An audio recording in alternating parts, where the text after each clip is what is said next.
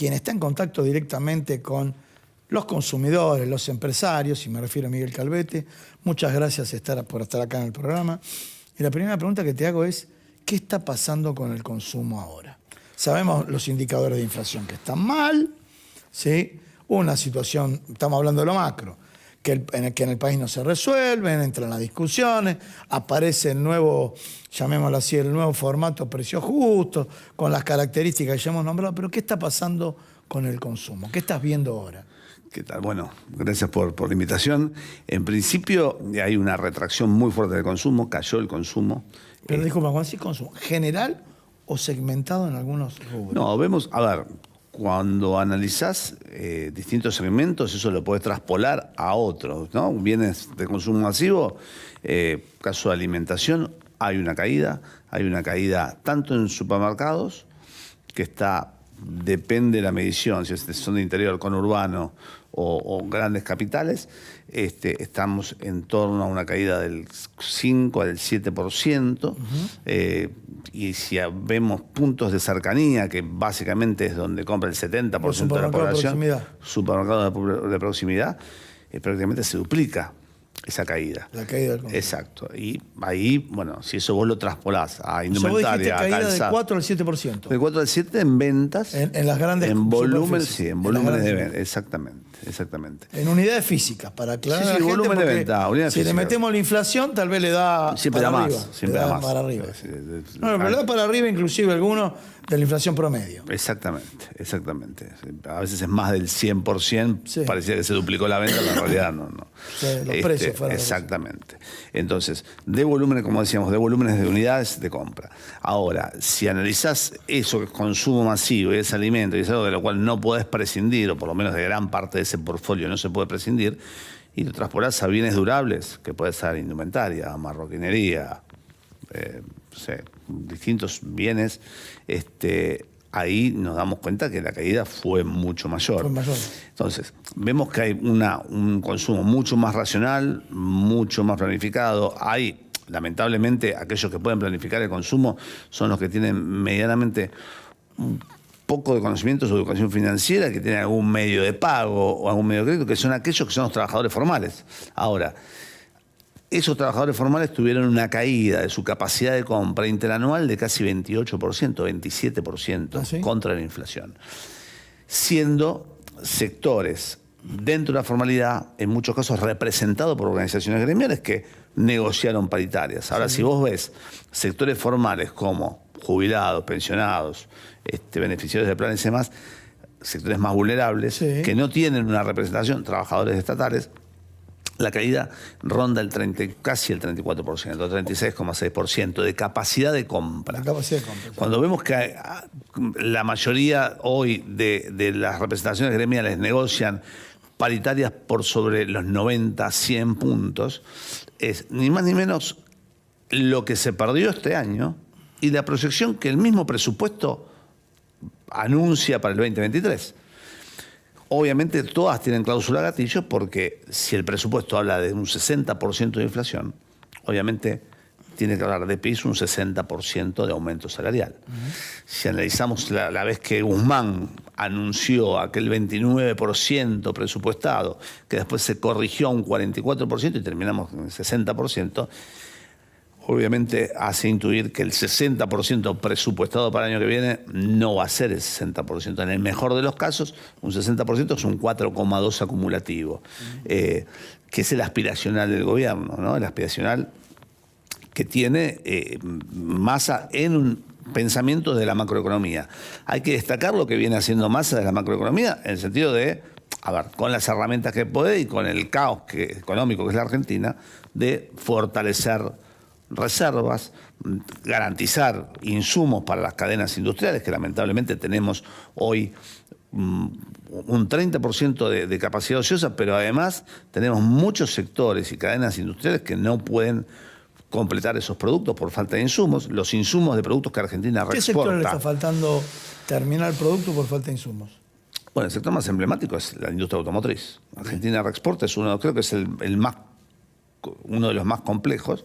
Pero vamos a alimentos. No, en alimentos sí, en alimentos hay retracción en el tema de químicos e insumos que no se producen en Argentina. El caso de packaging, y plástico. Terrible. Y lo que se consigue al dólar financiero, ¿no? Obviamente, no. Sí, más allá de los grandes monopolios.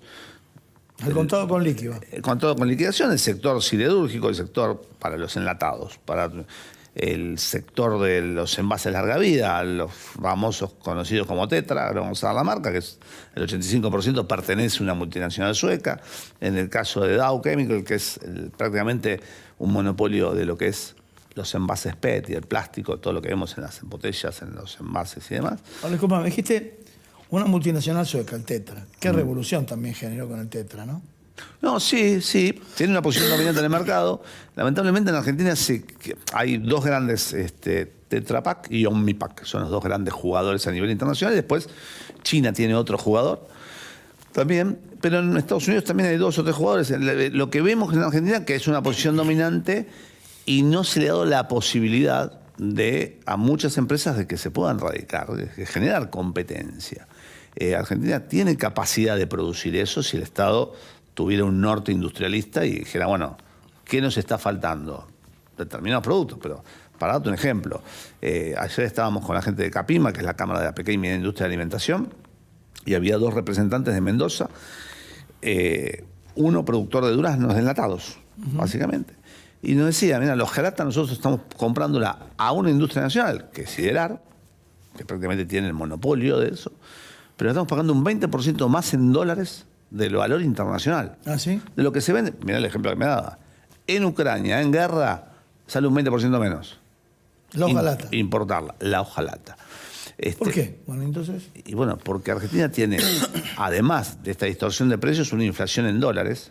Esta inflación en dólares provocada básicamente por una falta de previsión y falta de previsibilidad en políticas económicas. No encontramos una política económica clara donde un pyme o una industria pequeña o mediana que tiene hoy una capacidad, un 30%, 25%, 40% de capacidad ociosa, quiera decir, bueno, yo sé que vendo si recibo insumos, entonces tomo personal. Es decir, nadie se embarca en agrandarse en función de esta incertidumbre. Si vas a tener el factor restrictivo, si el insumo, no podés incorporar nuevos proyectos. Exactamente. Bien, y sin embargo te hago este comentario.